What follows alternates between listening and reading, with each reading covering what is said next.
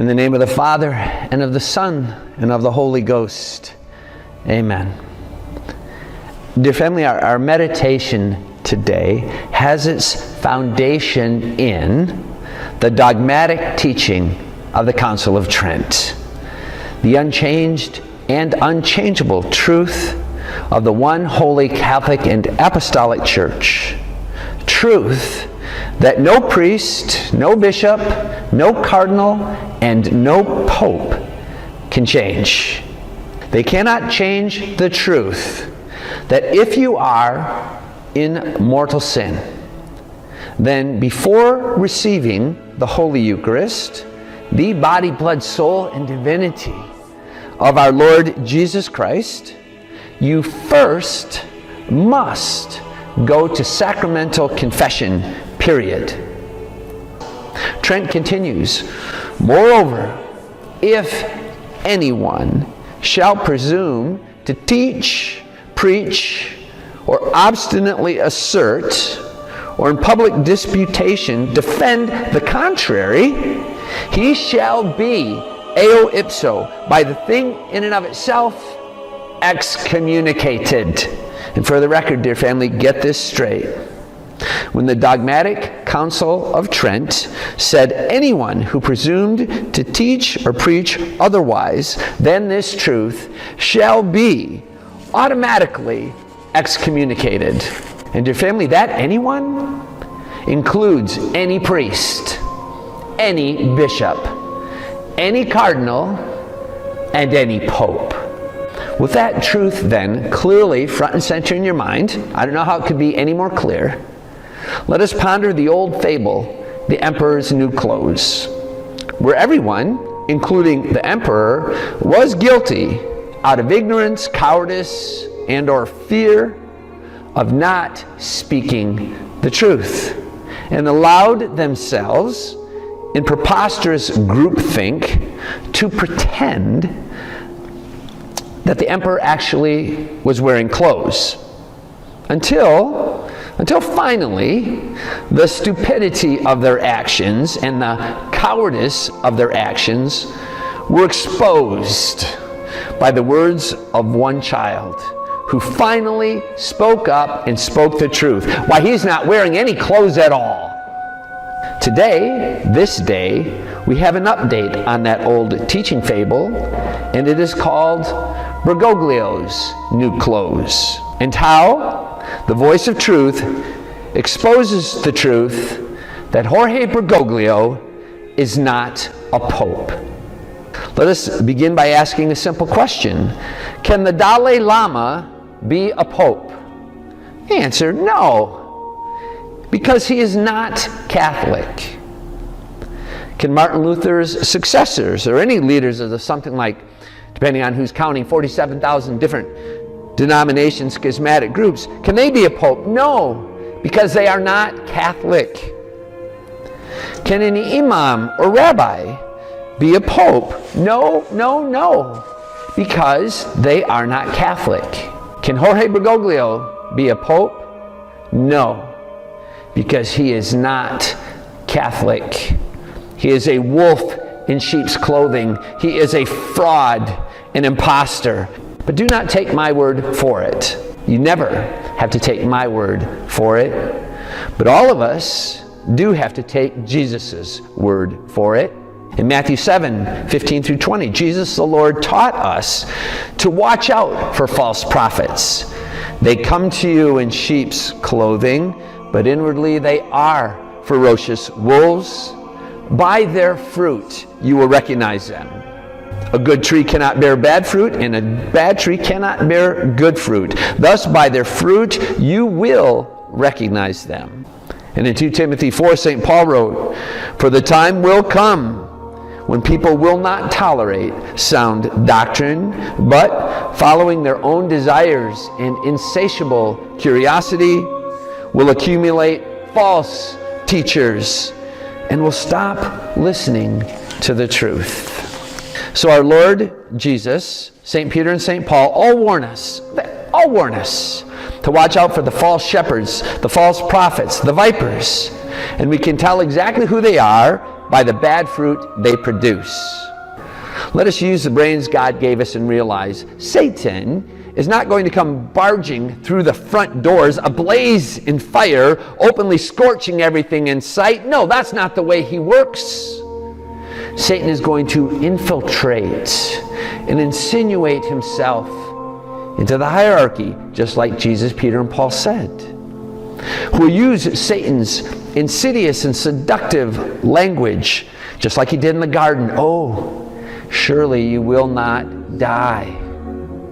We have thousands and thousands of years of sin and mayhem and death to prove that Satan is the father of lies, and we know that he, Satan, the ruler of the world, has not yet been cast out, and we know he's alive and well in the insidious and seductive language of the hierarchy all the way to the top. So back to what we are to do when we recognize the false prophets by their fruits, the false teachers who secretly introduce destructive heresies, who say, or at least directly infer, such things as the Holy Eucharist can be received by anyone, Catholic, non-Catholic, even when not in a state of grace because of baby murdering in the womb, or contraception, or cohabitation, or divorced and remarried outside the church, or same-sex anything, or any state of mortal sin. We actually do not have to do anything about them, these false shepherds, because as the dogmatic Council of Trent has handed down to us, they already have automatically excommunicated themselves. So dear family, it's time now to summarize Jorge Bergoglio's new clothes, whereupon we can conclude, as we should, he is not the Pope. From the moment Bergoglio had his bishop buddies bring the pagan fertility goddess, the Pachamama, into St. Peter's and set it down in front of the altar, and then held a worship service in the garden. From the moment Bergoglio said the Ten Commandments were not rigid, even though they were carved by the finger of Almighty God himself in stone. From the moment Bergoglio signed the Abu Dhabi Agreement, destroying the fundamental and irreconcilable distinction between the Catholic Church and everyone else, and then dared to say that God willed a plurality of religions, even though Jesus, crucified in Matthew 28, gave the apostles the marching orders to convert the world to the one holy Catholic and Apostolic Church. From the moment Bergoglio attacked the Holy Mass of the ages, the traditional Latin Mass, from the moment Bergoglio recently appointed an absolute heretic, Archbishop Victor Fernandez, as head, as head of the dicastery for the doctrine of the faith, whose previous doctrinal errors earned him a red flag file in Rome that reveal and define the incontrovertible fact that Jorge Bergoglio is exactly what Jesus, St. Peter, and St. Paul identified: a false prophet, a false teacher, and someone who secretly introduces destructive heresies. Jorge Bergoglio has, in more ways than we can count, but particularly through his sacrilege against the Holy Eucharist, excommunicated himself automatically from the Catholic Church. Again, as always, don't take my word for it. Cardinal St. Robert Bellarmine, doctor of the Church, wrote, "For men are not bound or able to read hearts, but when they see that someone is a heretic by his external works, they judge him to be a heretic, pure and simple, and condemn him as a heretic."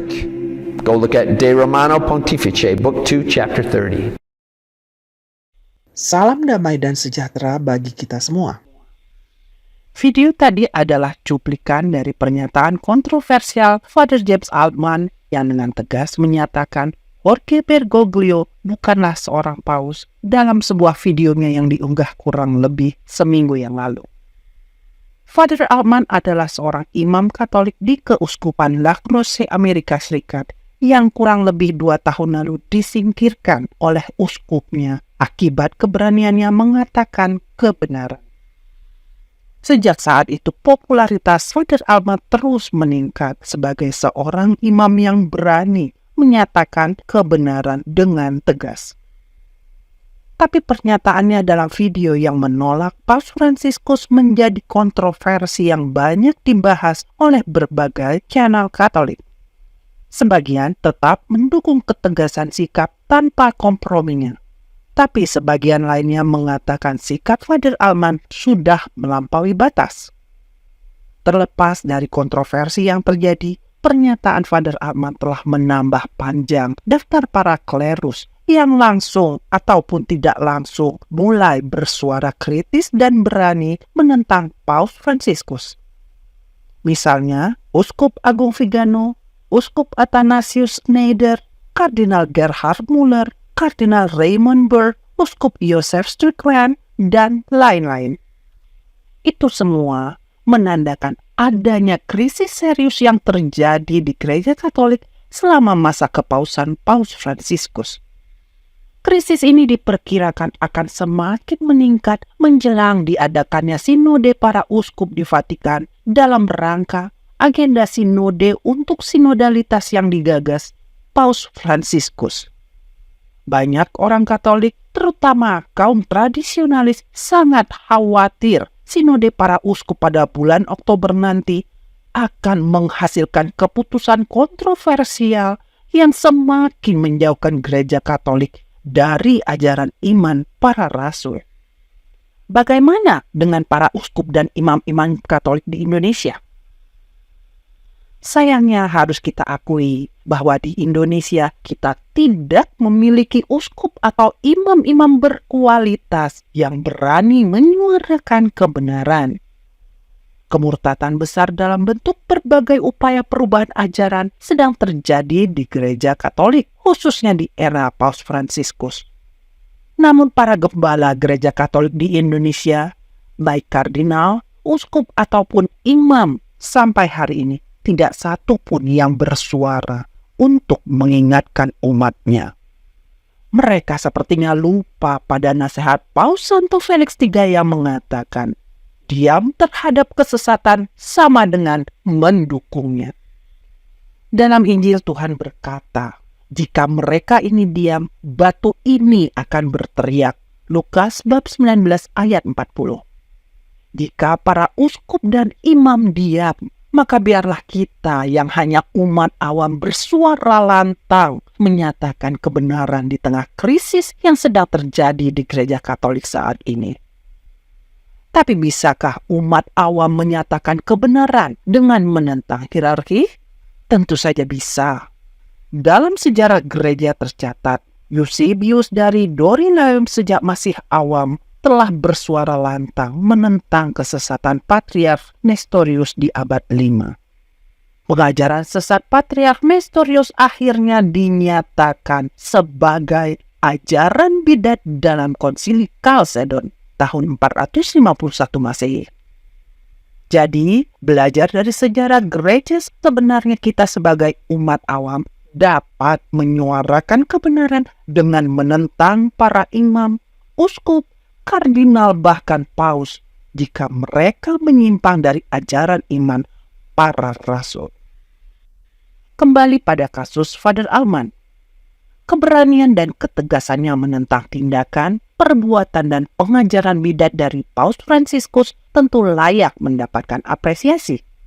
Itulah yang seharusnya disuarakan oleh para kardinal, uskup, dan para imam yang mencintai gereja.